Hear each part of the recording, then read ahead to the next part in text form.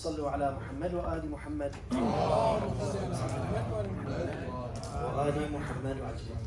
قبل بداية إن شاء الله البرنامج باللغة الإنجليزية، أذكر بأنه في سواء المحاضرة الإنجليزية أو العربية الواحد ممكن أنه يرسل مباشرة على رقم الواتساب أسئلة ويتم إجابتها. ففي أحد الأسئلة حبيت أن أبدأ به لأن صار تقريبا 3-4 أيام يعني دازين السؤال، بس أنا كل يوم أنسى أنه أذكره. السؤال كان عبارة عن فيديو ذكاء اصطناعي وطفل ينشد نشيدة عن أهل البيت وهاي الأمور يعني. فالسؤال كان كالآتي: أليس هذا من تصوير ذوات الأرواح المحرم؟ وإحنا عندنا بالشرع، ومو بس إحنا يعني ما بين جميع المدارس الإسلامية، بأنه محرم التصوير. فنريد نعرف شنو هو التصوير المحرم، وهل هذا مشمول أو لا، لأن هاي قضية مهمة، لأن كلنا جاي نستخدم هذه النوع من التقنيات في هذا الزمن. الأمر الأول، الروايات الموجودة هواية، من ضمنها مثلا لعن الله المصورين، هاي إحداها أنه عليهم لعنة عظيمة. في واحدة من الثانية أنه من صور صورة أمره الله يوم القيامة بأن ينفخ فيها الروح وما هو بنافخ فيها وله عذاب عظيم، هيك يعني سياق الرواية. فالجواب على ذلك أنه صار أكو اختلاف. المدرسة الشيعية عندهم رأي، والمدرسة تبع الصحابة عندهم رأي يختلف. بالنسبة لمدرسة الصحابة فالمحرم عندهم هو تصوير صورة أو تمثال أو شكل لذو روح، يعني أشياء المخلوقات الحقيقية، بشر مثلا أجلكم الله، حيوانات، مو مثل التنين والأشياء الخيالية، هذا ما بيها إشكال لأن هاي مو حقيقية أصلا، بس الأشياء الحقيقية. فهم عندهم إنه هو ما يصير إن تكون مكتملة الأجزاء، لذلك تلاحظ كتبهم حتى المدرسية عادة العين ما يخلوها، يوخروها، يعني هيك شكل بني آدم رسمه بس بلا عين مثلا، أو يخلي لك مثلا نصف جسم، ما يخلي لك جسم كامل، على مود إنه يسلم من هذا الأمر. أو تماثيل مثلا دني مثل ما يقولون المانيكنز، يحرصون على أن إذا كان مرسومة العينين أو الملامح يذيبوها، يعني يشيلوها بأسيتون أو فدشي، المهم ما يبقى لها لون. فهذا رأيهم. رأي المدرسة الجعفرية أنه لا، التصوير هو مختص بتصوير التماثيل وما يشبهها، يعني النحت مثلا، يعني مثلا حتى لو أنه الشخص خلينا نفرض سوى له تشكيل وتجميع من هنا وهنا، مو شرط منحوته، بس انه بحيث يكون تمثال يكون على صورة مخلوق مكتمل. وصار خلاف انه الاجزاء والابعاد، مثلا لو واحد بس نحت كف يصير ولا لا، الاغلب لعله يقول انه هاي يصير بهذا المقدار. فالمهم في المدرسة الجعفرية هذا مختص فقط في التماثيل الملموسة المحسوسة، واحد يصنعها من الشمع او من الصخر ينحتها او من الحطب، او يخيطها خياطة يسوي له مثلا كروشيه او ما ادري شو يصيحوا له، يسوون مثلا دمى على دببه وكذا. فالحكم بانه اذا كان لذو روح يعني بشر او من حيوانات الحيه الحقيقيه ما يجوز انه الواحد يصنعها. وحتى يقول لك انه مثلا اذا اكو دميه لعابه يشيل الطفل او طفله انخلعت مثلا الذراع، هاي ما يصير تركبها بعد، هذا يدخل في التصوير. يصير تعلم الطفل شلون يشدها بس انت تشدها ما يصير، يعني المكلفين البالغين. فهذا هو مسألة التصوير. فالتصوير عندنا هو هذا، وإلا أكو تصوير محلل مثلا الرسم. ومرات هاي هم قضية حلوة تذكر، الصور مالت أهل البيت هاي اللي الواحد يرسمهن جائزة أو لا؟ طبعا هي جائزة بلا إشكال، ولكن لا يجب أن نعتقد بها بأنه هذا هو الشكل الصحيح أو غيره، بس هي حال شك وشيء إن شاء الله تعالى. بس هاي مقدمة حبيت أن أذكرها قبل ما نبدأ بصلاة أخرى على محمد وآله.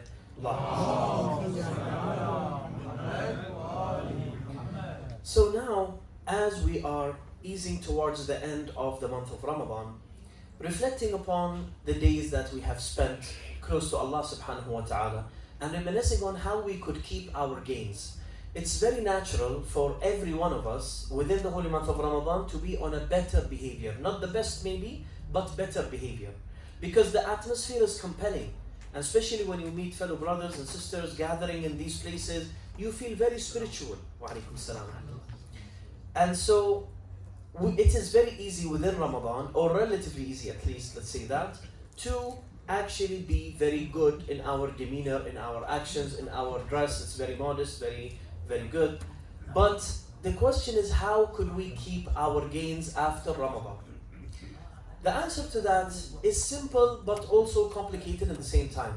Because mostly when you're talking about self-betterment, it's always general guidelines, and you find it very easy, and anyone could speak in this, but when you're actually applying it in real life, you're struck by obstacles, by time, for example, by shyness or whatever have you. Sometimes you're too shy to continue being good after the month of Ramadan.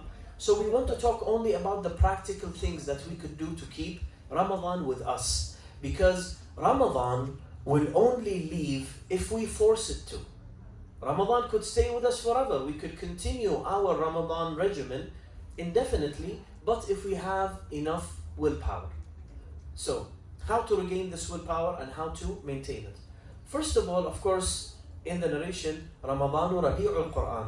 Ramadan is the spring of Quran. In it has descended on the heart of the Prophet, as I explained yesterday, and also in it was ascended to the heavens when, for example, Ana al-Quran al-Natiq, Ali ibn Abi Talib talking about himself, that I am the Quran that has a tongue and could vocalize. It was also lifted in the month of Ramadan. Plus, with all of that being said, the narrations that are speaking about the bounty of reciting even one verse of the Quran, it's equivalent to reciting the whole Quran in other months. So, all of that focus in the Quran is trying to tell us, let us not keep our Qurans clean only in Ramadan, and then for them to collect dust until the next Ramadan. And you know when we feel the value of the Quran and when we fight over it? In nights like the nights of destiny, because we have a finite amount of Qurans and everyone wants to perform the dua of the Quran fully. So you see people seeking it. The same thing should continue outside of Ramadan. Of course, some of us may not have enough time, or let's say time management, because we could make time if we want to. We don't have enough time management to actually recollect ourselves and continue reciting Quran as much as we do in Ramadan. However, we have mainframe narrations that are speaking about our relations with the Quran. First of all, there is no use in carrying the Quran physically or memorizing it while not being actively trying to work and apply its commandments. And that is very obvious, so I'll skip it. Secondly, it is makruh if you have a mushaf, which is a full copy of the Quran, to leave it unread for 3 days. Even if you're reciting Quran in Salah, even if you're reciting in your phone, which is easier, but Quran is such a sacred thing that we mustn't leave it for 3 days, and it's very highly makruh to do so. So, what we could do is we could, even if we decrease the amount of Quran we recite, we always keep reciting from the Quran from time to time. And believe me, and maybe I think 2 days or 3 days ago, on my social account, my Instagram, I've posted a video of an old lady reciting Quran. You've all seen her. She's sort of Turkish or Azeri, something like that. And I posted a question, how many juz have you finished already in Quran in the holy month of Ramadan? And under it I've written, if you didn't read any full juz until now, even if you read pieces of Quran here and there, then what I want you to do is to recite at least 2 pages of the Quran. So you just open the Quran at random and recite. So the reactions that I got were very interesting. MashaAllah, most of the reactions, they have actually read lots of the Quran, and some of them were up to the month of Ramadan. So they've recited until yesterday 19 full juz, and they're continuing. So today is their 20th, etc.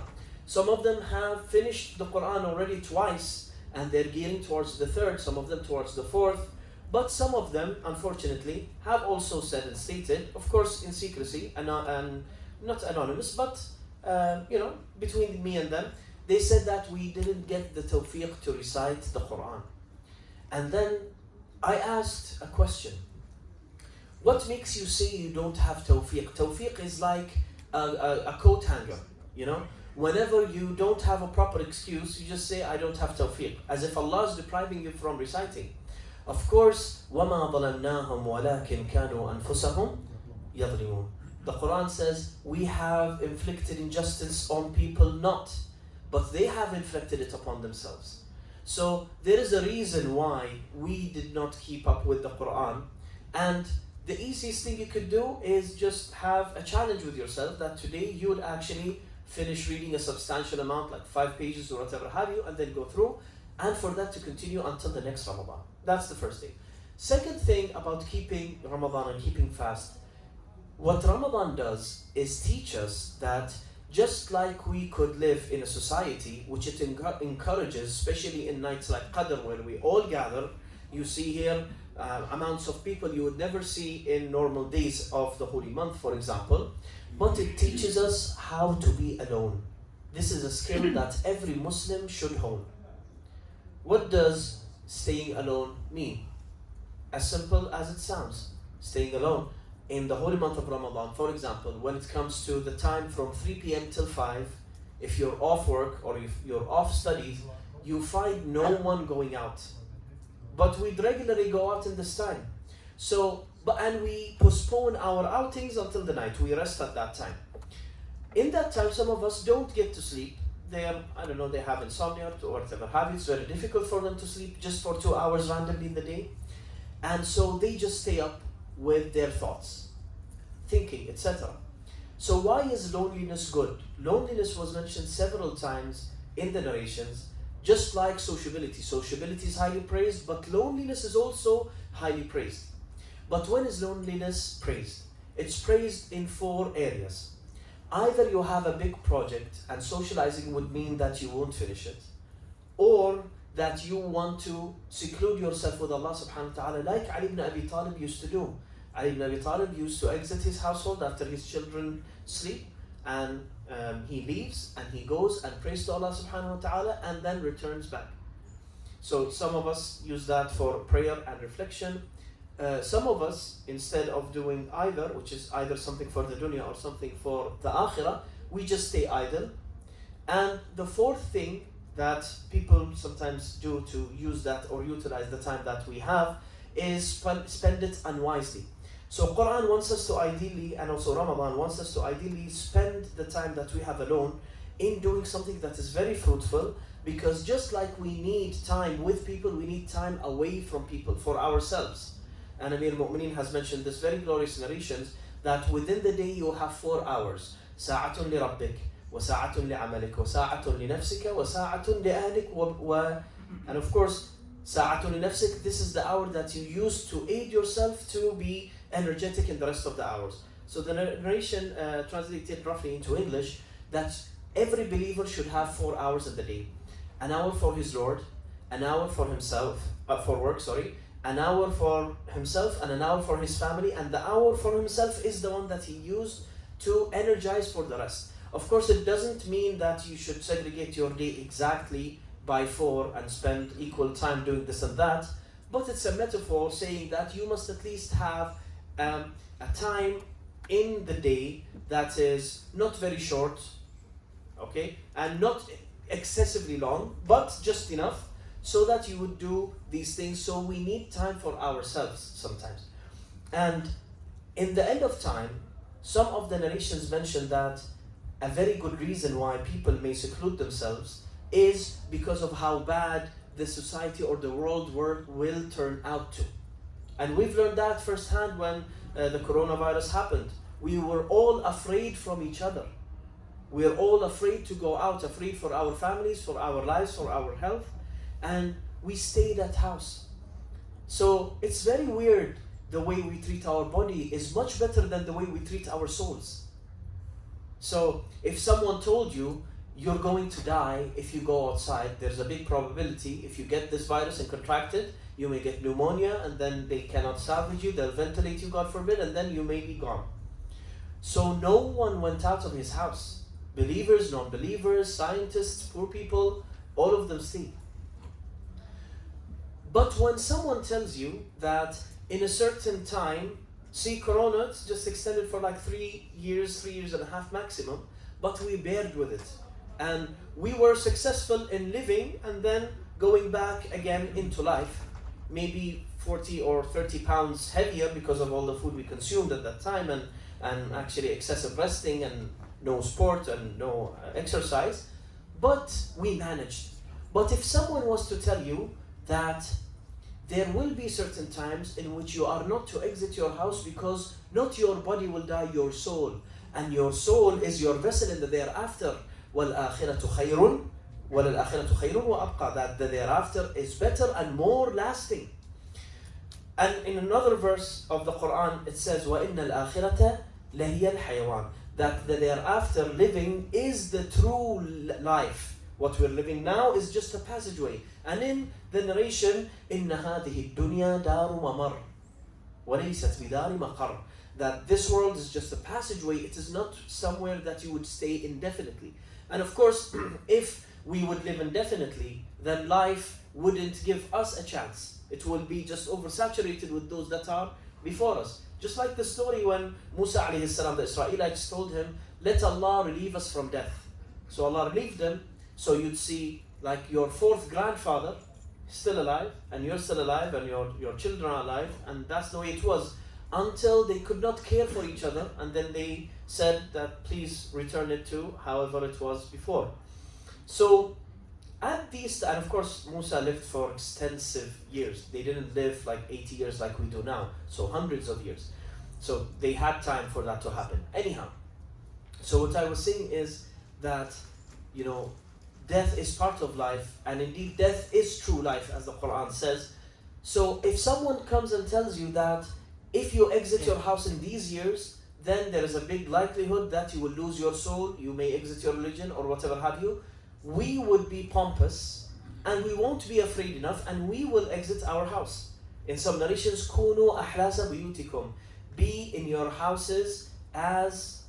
Ahlas is very difficult to translate, but ahils is something that is immovable. So be immovable from your house.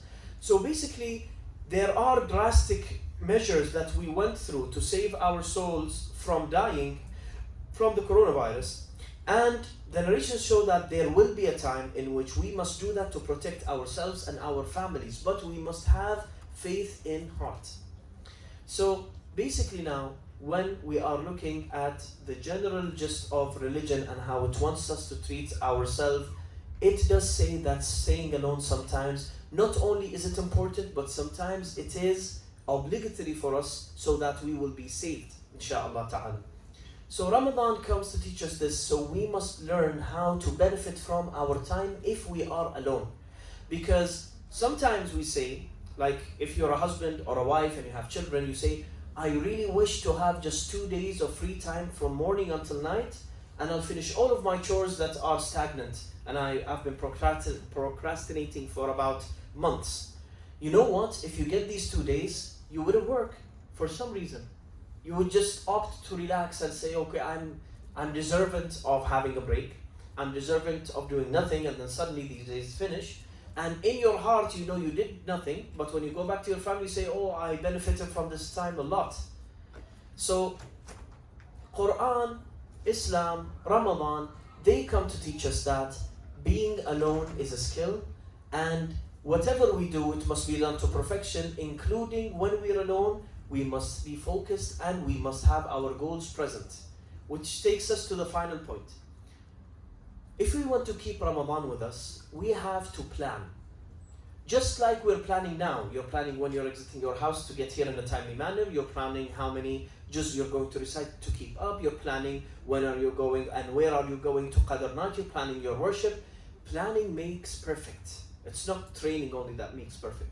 So if we go without a plan, we are bound to lose. Imagine that you are, for example, in stocks and you have a business that way. So you own lots of shares and you sell them, buy them, etc. If you don't keep a log of when did you buy and how much you buy the stocks, you wouldn't know when to sell them, and vice versa. So in the Quran, يَرْجُونَ تِجَارَةً لَن تَبُورَ. The believers always would wish a trade between them and Allah that will never be failing. So as any trading should be done, it should be planned and it should be kept with internal promises, not Islamic vows. Never perform an Islamic vow to keep yourself consistent in a certain worship or to protect yourself from sin. It's highly makruh. So someone would say, for example, oh, if I backbite, which was the subject of before 2 days, if I backbite, then I vow to you, Wallahi, Allah, I will fast for 1 day. It will be very difficult and sometimes you cannot break it. there are some jurisprudential affairs that may cause it to be repetitive, and you'll live a very miserable life which will lead you to more problems than you already are. So saving ourselves comes with planning and with just being consistent and having good willpower, rather than forcing ourselves with half or qasam, or as they call it, Islamic vow. So if we want Ramadan with us, we must keep the Quran close. We must also be planning always, and at the same time we must learn how to be social and also how to be alone without affecting ourselves negatively. As soon as Ramadan finishes, we go back to our old way of socializing, and then the problems arise and sins start to raise. So let's abide by what Imam al-Kadhim alayhi salam has said to us. لَيْسَ مِنَّا مَنْ لَمْ يُحَاسِبْ نَفْسَهُ فِي الْيَوْمِ وَاللَّيْلَةِ.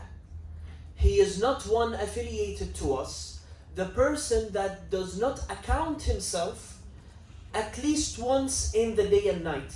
So each 24 hours. And in another narration regarding Ali ibn Abi Talib, we're living his nights as this night, for example.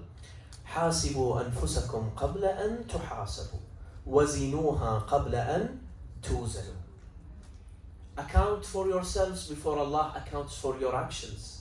And weigh yourself and your personality and your actions and everything that is coming out of you before you are judged by Allah subhanahu wa ta'ala. فَإِنَّ الْحِسَابَ عَسِيرٌ. For judgment is very difficult. And difficulty is not coming out of injustice, God forbid. Allah is totally just and fully just. But it comes because of how much we have not done. And how much we have wasted of time, of money, that we could have used in a better manner, inshaAllah ta'ala. Before I conclude, I'll just check if there are any questions. Hopefully there are some. One question. Salam alaikum salam rahmatullah. What if you have several copies of the Holy Quran? Do you read from each one of them?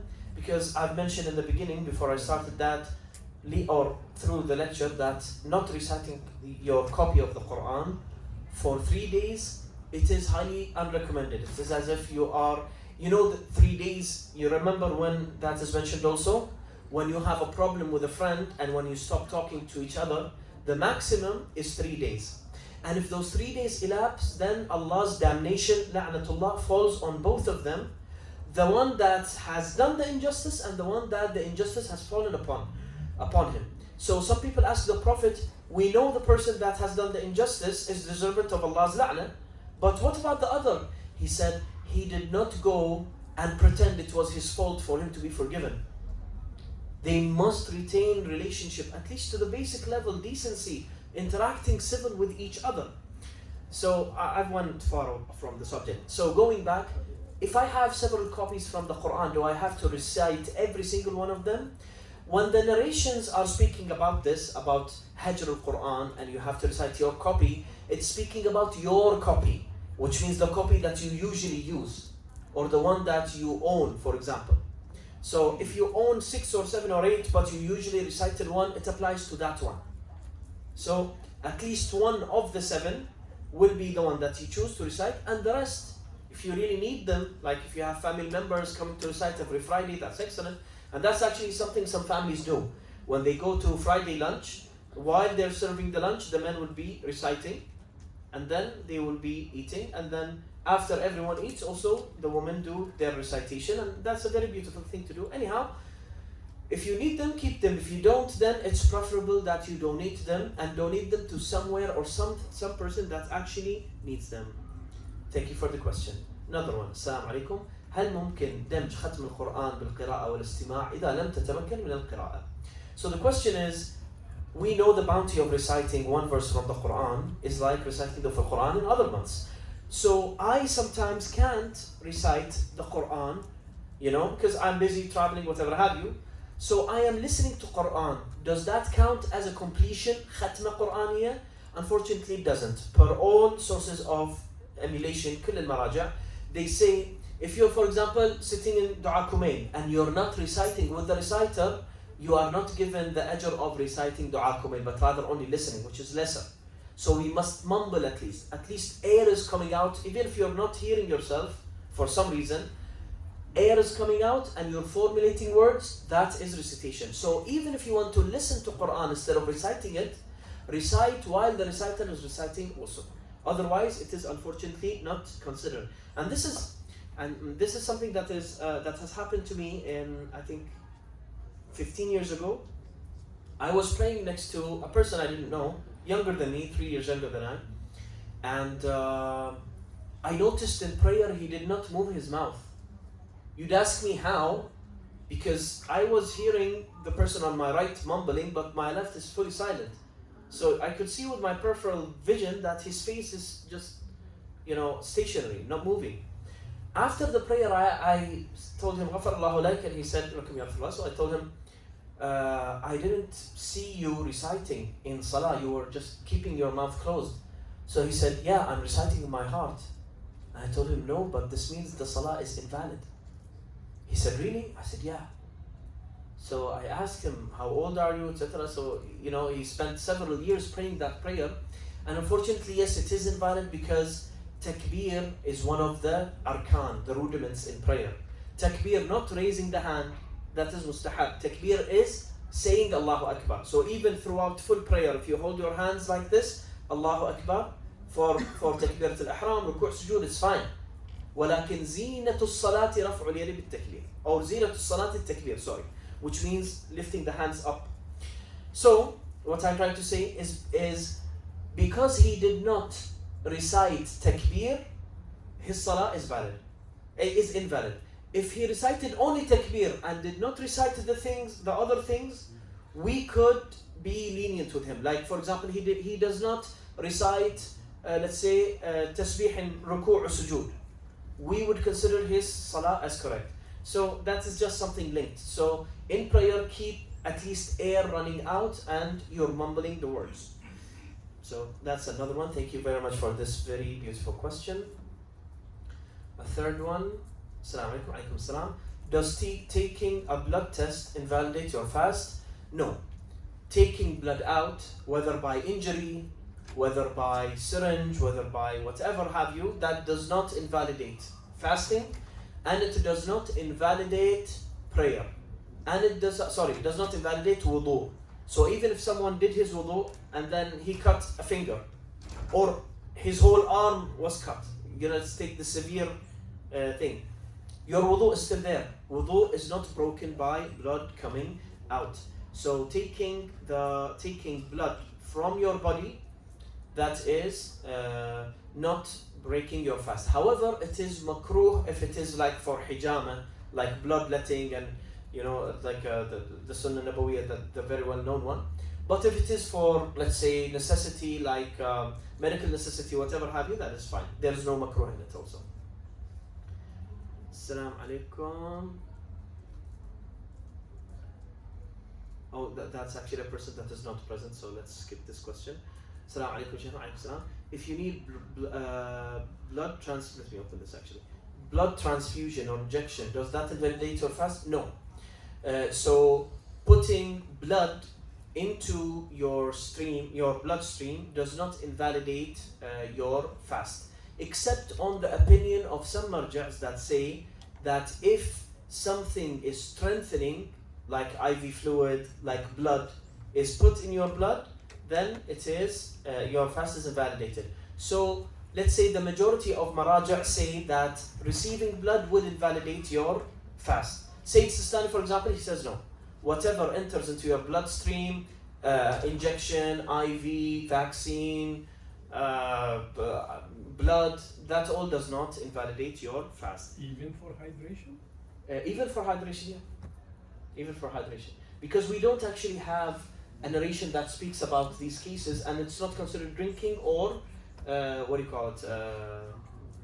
What's the other thing? Eating. Thank you very much. We just did that, I forgot the name. So, anyhow. So, yeah, we'll keep the rest of the questions, inshallah, for after the Arabic majlis, if that is possible.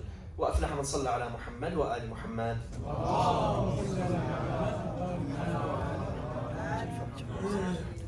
الله يحفظك. لا راح اقعد هناك بالمستشفى.